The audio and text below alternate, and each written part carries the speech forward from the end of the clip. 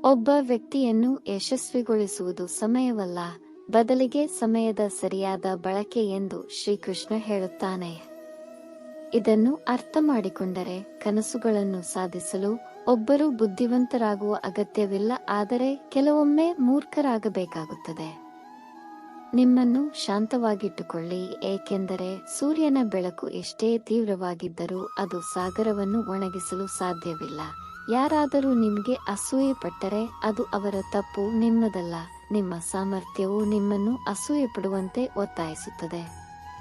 ಚಿಂತೆ ಮತ್ತು ಒತ್ತಡವನ್ನು ಹೋಗಲಾಡಿಸುವ ಏಕೈಕ ಮಾರ್ಗವೆಂದರೆ ನಿಮ್ಮ ಕಣ್ಣುಗಳನ್ನು ಮುಚ್ಚಿ ಮತ್ತು ಅದೇ ಮಂತ್ರವನ್ನು ಬೆಳಗ್ಗೆ ಮತ್ತು ಸಂಜೆ ಪಠಿಸುವುದು. ಜಗತ್ತು ಶ್ರೀಕೃಷ್ಣನು ಹೇಳುವಂತೆ ಪ್ರತಿಯೊಬ್ಬರ ಸಂತೋಷವನ್ನು ಬಯಸುವ, ಪ್ರತಿಯೊಬ್ಬರ ಒಳ್ಳೆಯದನ್ನು ಯಾವಾಗಲೂ ಯೋಚಿಸುವ ಮತ್ತು ಎಲ್ಲರಿಗಾಗಿ ಕಾಳಜಿ ವಹಿಸುವ ವ್ಯಕ್ತಿಯನ್ನು ಬಯಸುತ್ತದೆ. ಆದರೆ ಎಲ್ಲರ ಸಂತೋಷವನ್ನು ಬಯಸುವವನು ಜೀವನದಲ್ಲಿ ಯಾವಾಗಲೂ ಏಕಾಂಗಿಯಾಗುತ್ತಾನೆ. ಏಕೆ? ಯಾರಾದರೂ ತಮ್ಮ ನೋವನ್ನು ವ್ಯಕ್ತಪಡಿಸದ ಕಾರಣ ಅವರ ಜೀವನದಲ್ಲಿ ಎಲ್ಲವೂ ಚೆನ್ನಾಗಿದೆ ಎಂದು ಅರ್ಥವಲ್ಲ. ಅವರು ಮರೆಯಾಗಿರುವ ನೋವಿನೊಂದಿಗೆ ಬದುಕಲು ಬಯಸುತ್ತಾರೆ, ಏಕೆಂದರೆ ಅವರನ್ನು ಬೆಂಬಲಿಸಲು ಇಲ್ಲಿ ಯಾರೂ ಇಲ್ಲ ಎಂದು ಅವರಿಗೆ ತಿಳಿದಿದೆ. ನಿಮಗಿಂತ ಹೆಚ್ಚಾಗಿ ನೀವು ಯಾರನ್ನಾದರೂ ಪ್ರೀತಿಸಿದಾಗ ನೀವು ಅವರಿಗೆ ತುಂಬಾ ಅಗ್ಗವಾಗುತ್ತೀರಿ. ಅವರು ನಿಮ್ಮನ್ನು ಲಘುವಾಗಿ ತೆಗೆದುಕೊಳ್ಳಲು ಪ್ರಾರಂಭಿಸುತ್ತಾರೆ. ಸಾಕು ಸಾಕು, ಈಗ ಅವರು ನಿಮ್ಮನ್ನು ಮೋಸಗೊಳಿಸುತ್ತಾರೆ ಮತ್ತು ಅಪರಿಚಿತರು ಸಾಂತ್ವನವನ್ನು ನೀಡುತ್ತಾರೆ. ನೀವು ಸಂಕಟದಿಂದ ಸಾಯುತ್ತಿರಲಿ ಅಥವಾ ದುಃಖದಿಂದ ಹುಚ್ಚರಾಗಲಿ, ಯಾವಾಗಲೂ ಒಂದು ವಿಷಯವನ್ನು ನೆನಪಿಡಿ: ಯಾರಿಂದಲೂ ಪ್ರೀತಿಯನ್ನು ಬೇಡಬೇಡಿ. ಅದು ಮುಗ್ಧತೆಯನ್ನು, ಮೂರ್ಖತನ. ಇತರ ದುರದೃಷ್ಟವನ್ನು ನೋಡಿ ನಗುತ್ತಾರೆ ಮತ್ತು ಅವರು ಅದನ್ನು ನೆನಪಿಸಿಕೊಳ್ಳುತ್ತಾರೆ. ಆದರೆ ಯಾರಾದರೂ ನಿಮ್ಮಿಂದ ತಮಾಷೆ ಮಾಡಿದಾಗ ಅವರು ಎಲ್ಲಾ ಕಡೆಯಿಂದ ಆಕ್ರಮಣ ಮಾಡುತ್ತಾರೆ. ಪೋಷಕರ ಸಲಹೆ ಎಲ್ಲರಿಗೂ ಕೆಟ್ಟದಾಗಿ ತೋರುತ್ತದೆ, ಆದರೆ ಅವರ ಇಚ್ಛೆಯನ್ನು ಎಲ್ಲರೂ ಪ್ರೀತಿಸುತ್ತಾರೆ. ಭರವಸೆ ನಮ್ಮನ್ನು ಬಿಡುವುದಿಲ್ಲ, ನಾವು ಅದನ್ನು ಬಿಡುತ್ತೇವೆ. ಜನರನ್ನು ಅರ್ಥ ಮಾಡಿಕೊಳ್ಳುವುದು ಪ್ರಪಂಚದ ಅತ್ಯಂತ ಕಷ್ಟಕರವಾದ ಕೆಲಸಗಳಲ್ಲಿ ಒಂದಾಗಿದೆ. ಅವರು ವಿರಳವಾಗಿ ಬದಲಾಗುತ್ತಾರೆ, ಅವರು ಆಗಾಗ್ಗೆ ಬಹಿರಂಗಗೊಳ್ಳುತ್ತಾರೆ. ಏಕಾಂತದ ಮೂಲಕ ಏನು ಹಾದು ಹೋಗುತ್ತದೆಯೋ ಅದು ಜೀವನದಲ್ಲಿ ಸರಿಯಾದ ನಿರ್ಧಾರಗಳನ್ನು ಆಯ್ಕೆ ಮಾಡುತ್ತದೆ. ಕಠಿಣ ಪರಿಶ್ರಮ ಅಭ್ಯಾಸವಾದರೆ ಯಶಸ್ಸು ಭಾಗ್ಯ ಎಂದು ಶ್ರೀಕೃಷ್ಣ ಹೇಳುತ್ತಾನೆ. ವಿಧಿಯಲ್ಲಿ ಬರೆಯದಿರುವುದನ್ನು ಮುಂದುವರಿಸಲು ಕಲಿಯಿರಿ. ಬುದ್ಧಿವಂತರು ಶಾಲೆಯಲ್ಲಿ ಅಗ್ರಸ್ಥಾನ ಪಡೆದವರಲ್ಲ, ಬುದ್ಧಿವಂತರು ಜೀವನದಲ್ಲಿ ಅಗ್ರಸ್ಥಾನದಲ್ಲಿರುವವರು. ಏಕಾಂಗಿಯಾಗಿ ನಡೆಯಲು ಕಲಿಯುವುದು ಅನಿವಾರ್ಯವಲ್ಲ. ಇಂದು ನಿಮ್ಮೊಂದಿಗೆ ಇರುವವರು ಮತ್ತು ನಾಳೆ ನಿಮ್ಮೊಂದಿಗೆ ಇರುವವರು ಎಲ್ಲ ಮಾರ್ಗಗಳನ್ನು ತೆರೆಯುತ್ತಾರೆ. ತೊಂದರೆಗಳ ಮೂಲಕ ಹೋರಾಡಿ ಮತ್ತು ಎಲ್ಲವನ್ನೂ ಸಾಧಿಸಲಾಗುತ್ತದೆ. ನಿಮ್ಮ ನಿರ್ಣಯದ ಮೇಲೆ ದೃಢವಾಗಿ ನಿಲ್ಲಿರಿ ಮತ್ತು ಯಶಸ್ಸು ನಿಮ್ಮ ಪಾದಗಳನ್ನು ಮುಟ್ಟುತ್ತದೆ. ಅದರ ಬಗ್ಗೆ ಯೋಚಿಸುವುದಕ್ಕಿಂತ ನಾನು ಮಾಡುತ್ತೇನೆ ಎಂದು ಹೇಳುವ ಮೂಲಕ ಆತ್ಮವಿಶ್ವಾಸದ ಮಟ್ಟವು ಹೆಚ್ಚಾಗುತ್ತದೆ. ನಗುವ ಬದಲು ಬಡವ ಮತ್ತು ಕಡೆಗಣಿಸಿರುವುದು ಉತ್ತಮ. ಕಷ್ಟಪಟ್ಟು ಕೆಲಸಿಸುವುದು ಉತ್ತಮ, ಅದರ ಹಿಂದೆ ಅನೇಕ ನೋವುಗಳು ಅಡಗಿವೆ. ಆಗಾಗ್ಗೆ ಮಾತನಾಡುವ ವ್ಯಕ್ತಿಯನ್ನು ಕನಿಷ್ಠವಾಗಿ ಅರ್ಥೈಸಲಾಗುತ್ತದೆ. ಕುಟುಂಬಗಳು ಒಟ್ಟಾಗಿರುವುದರಿಂದ ಮಾತ್ರವಲ್ಲದೆ ಪ್ರೀತಿ, ಗೌರವ ಮತ್ತು ಕಾಳಜಿಯಿಂದ ಕೂಡ ನಿರ್ಮಿಸಲ್ಪಡುತ್ತವೆ. ಇತರರನ್ನು ಅರ್ಥ ಮಾಡಿಕೊಳ್ಳುವುದು ಕಷ್ಟಕರವಾದಾಗ ತನ್ನನ್ನು ತಾನು ಅರ್ಥ ಮಾಡಿಕೊಳ್ಳು. ಅವರಿಗೆ ವಿವರಿಸಲು ಸಮಯ ವ್ಯರ್ಥ ಮಾಡುವುದು ಮೂರ್ಖತನ. ಯಾರಾದರೂ ನಿಮ್ಮನ್ನು ದ್ವೇಷಿಸಲು ಪ್ರಾರಂಭಿಸಿದಾಗ ಅವರು ನಿಮ್ಮನ್ನು ಹೊಂದಿಸಲು ಸಾಧ್ಯವಿಲ್ಲ ಎಂದು ಅರ್ಥ ಮಾಡಿಕೊಳ್ಳಿ. ಯುಗದ ಪದವಿಗಳನ್ನು ಪಡೆಯಿರಿ, ಆದರೆ ಮಾತನಾಡುವ ಶಿಷ್ಟಾಚಾರದ ಕೊರತೆಯು ಅನಕ್ಷರಸ್ಥನಂತೆ ಅಜ್ಞಾನಿ. ಎಲ್ಲ ಗೊತ್ತಿದ್ದರೂ ಸುಮ್ಮನಿದ್ದು ಹೇಗೆ ಎಂದು ಯಾರೋ ಕೇಳಿದರು. ತಮ್ಮ ಹಿತಾಸಕ್ತಿಗಾಗಿ ಯಾವ ಮಟ್ಟಕ್ಕಾದರೂ ಬೀಳಬಹುದು ಅಂದೆ. ಪ್ರತಿಯೊಬ್ಬರ ಜೀವನವು ತನ್ನದೇ ಆದ ಜಗತ್ತನ್ನು ಹೊಂದಿರುವುದರಿಂದ ಅದನ್ನು ನೋಡುವುದು ಒಳ್ಳೆಯದು. ಜನರು ಸಾಮಾನ್ಯವಾಗಿ ಇತರ ಸರಿಯಾದ ಉದ್ದೇಶಗಳನ್ನು ಸಹ ತಪ್ಪಾಗಿ ಅರ್ಥೈಸಿಕೊಳ್ಳುತ್ತಾರೆ. ಅವರಿಗೆ ವಿವರಿಸಲು ಸಮಯ ವ್ಯರ್ಥ ಮಾಡುವುದು ಮೂರ್ಖತನ. ಯಾರಾದರೂ ನಿಮ್ಮನ್ನು ದ್ವೇಷಿಸಲು ಪ್ರಾರಂಭಿಸಿದಾಗ ಅವರು ನಿಮ್ಮನ್ನು ಹೊಂದಿಸಲು ಸಾಧ್ಯವಿಲ್ಲ ಎಂದು ಅರ್ಥ ಮಾಡಿಕೊಳ್ಳಿ.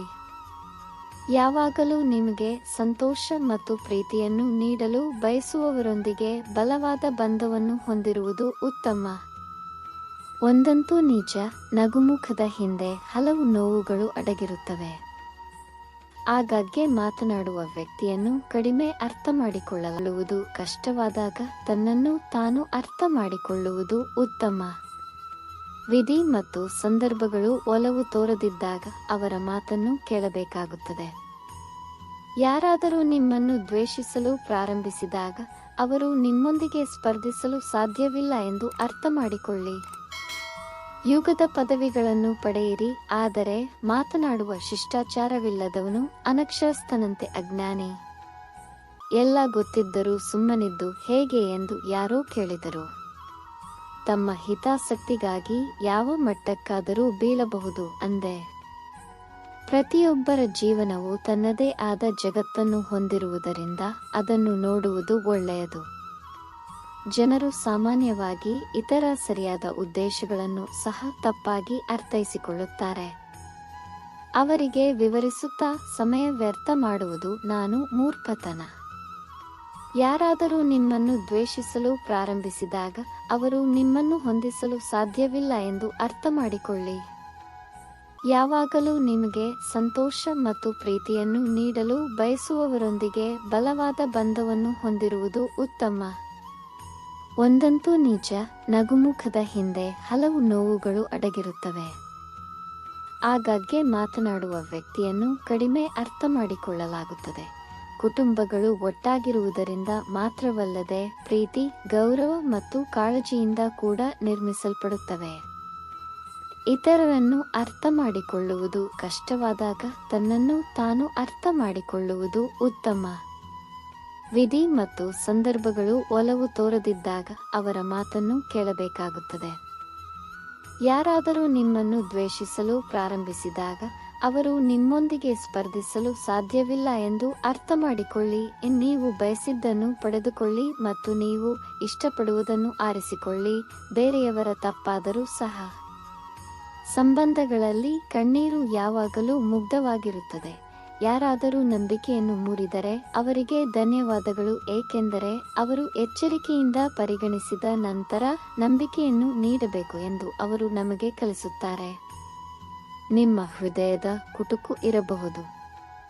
ಕಡಿಮೆಯಾಗಿರಿ, ಆದರೆ ಯಾರೊಬ್ಬರ ಪಾದದಿಂದ ಮುಳ್ಳು ತೆಗೆಯುವುದು ಉಚಿತ ಮತ್ತು ಪೋಷಕರ ಪ್ರೀತಿ ಮಾತ್ರ ಉಚಿತವಾಗಿ ಲಭ್ಯವಿದೆ. ಮಾನವನ ತಿಳುವಳಿಕೆಯು ತುಂಬಾ ಇರುತ್ತದೆ. ನೀವು ಯಾರನ್ನಾದರೂ ಪ್ರಾಣಿ ಎಂದು ಕರೆದರೆ ಅವರು ಕೋಪಗೊಳ್ಳುತ್ತಾರೆ, ಆದರೆ ನೀವು ಅವರನ್ನು ಸಿಂಹ ಎಂದು ಕರೆದರೆ ಅವರ ಅವಮಾನದ ಪ್ರತಿಕ್ರಿಯೆಯು ಒಬ್ಬ ವ್ಯಕ್ತಿಯ ಅಗತ್ಯಗಳನ್ನು ಬದಲಾಯಿಸಿದಾಗ, ದುಃಖಿತ ವ್ಯಕ್ತಿಯು ನಿಮ್ಮೊಂದಿಗೆ ನಗುತ್ತಿರುವಾಗ ನಿಮ್ಮೊಂದಿಗೆ ಮಾತನಾಡುವ ವಿಧಾನವು ಬದಲಾಗುತ್ತದೆ. ಮತ್ತು ನೀವು ಕಾರಣವಾಗಿದ್ದರೆ ಯಾರಾದರೂ ನಿಮ್ಮನ್ನು ಮುಚ್ಚಿದ ಕಣ್ಣುಗಳಿಂದ ನಂಬಿದರೆ ಅವರ ನಂಬಿಕೆಯನ್ನು ಮುರಿಯಬೇಡಿ ಮತ್ತು ಉನ್ನತ ಶಕ್ತಿಯು ನಿಮ್ಮಿಂದ ಏನನ್ನಾದರೂ ತೆಗೆದುಕೊಂಡಾಗ ಅವರನ್ನು ಕುರುಡರನ್ನಾಗಿ ಮಾಡಬೇಡಿ. ಅವರು ನಿಮ್ಮನ್ನು ಶಿಕ್ಷಿಸಿದ್ದಾರೆಂದು ಭಾವಿಸಬೇಡಿ. ಬಹುಶಃ ಅವರು ನಿಮಗೆ ಉತ್ತಮವಾದದ್ದನ್ನು ನೀಡಲು ನಿಮ್ಮ ಕೈಗಳನ್ನು ಖಾಲಿ ಮಾಡಿದ್ದಾರೆ. ಇತರರಿಂದ ಹೆಚ್ಚಿನದನ್ನು ನಿರೀಕ್ಷಿಸುವವರ ಹೃದಯವು ಹೆಚ್ಚು ಮುರಿಯುತ್ತದೆ. ಸಲಹೆಯು ನಿಮಗೆ ದಾರಿಯನ್ನು ತೋರಿಸಬಹುದು, ಆದರೆ ನಿಮ್ಮ ಸ್ವಂತ ಕಠಿಣ ಪರಿಶ್ರಮದಿಂದ ಗಮ್ಯಸ್ಥಾನವನ್ನು ಸಾಧಿಸಲಾಗುತ್ತದೆ. ನಿಮ್ಮ ಹೃದಯವನ್ನು ತೆರವುಗೊಳಿಸುವ ಅಭ್ಯಾಸವನ್ನು ಮಾಡಿ. ಸೂರ್ಯನು ಬೆಳಗಿದಾಗ ಕನ್ನಡಿಗಳು ಸಹ ಮಿಂಚುತ್ತವೆ. ಎಲ್ಲವನ್ನೂ ಕಳೆದುಕೊಂಡ ನಂತರವೂ ಇತರರನ್ನು ಸಂತೋಷಪಡಿಸುವ ಜನರು ನಿಜವಾಗಿಯೂ ಗಮನಾರ್ಹರು. ಜೀವನದಲ್ಲಿ ಸಿಹಿ ತಿಂಡಿಗಳನ್ನು ಸವಿಯುವಂತೆ ಅದು ಬಂದಾಗ ಸಂತೋಷವನ್ನು ಅಪ್ಪಿಕೊಳ್ಳಿ ಮತ್ತು ದುಃಖ ಬಂದಾಗ ಅದನ್ನು ಔಷಧಿಯಾಗಿ ತೆಗೆದುಕೊಳ್ಳಿ. ನಿಮ್ಮ ಆತ್ಮಗೌರವವನ್ನು ಕಸಿದುಕೊಳ್ಳುವ ಸಂಬಂಧವು ಸಂಬಂಧವಲ್ಲ, ಇದು ಒಂದು ಬಲೆ. ನಿಮ್ಮ ನೋವು ನಿಜವಾಗಿಯೂ ಇಬ್ಬರು ಜನರಿಗೆ ಮಾತ್ರ ತಿಳಿದಿದೆ, ನೀವು ಮತ್ತು ದೇವರು. ಮೂರನೇ ವ್ಯಕ್ತಿ ಏನು ಯೋಚಿಸುತ್ತಾನೆ ಎಂದು ಚಿಂತಿಸಬೇಡಿ. ಕಾಳಜಿ ಹೃದಯದಿಂದ ಬರುತ್ತದೆ, ಮೆದುಳು ಅದನ್ನು ಪ್ರಕ್ರಿಯೆಗೊಳಿಸುತ್ತದೆ. ನೀವು ಪ್ರಾರಂಭಿಸುವ ಮೊದಲು ಎಲ್ಲವೂ ಕಷ್ಟಕರವೆಂದು ತೋರುತ್ತದೆ, ಆದರೆ ನೀವು ಅದನ್ನು ಒಮ್ಮೆ ಮಾಡಿದರೆ ಏನೂ ಕಷ್ಟವಾಗುವುದಿಲ್ಲ. ಜನರು ತಮ್ಮ ಉದ್ದೇಶ ಈಡೇರುವವರೆಗೆ ನಿಮ್ಮೊಂದಿಗೆ ಇರುತ್ತಾರೆ. ಕತ್ತಿಯ ಗಾಯಗಳು ಗುಣವಾಗಬಹುದು, ಆದರೆ ಪದಗಳಿಂದ ಗಾಯಗಳು ಯಾವಾಗಲೂ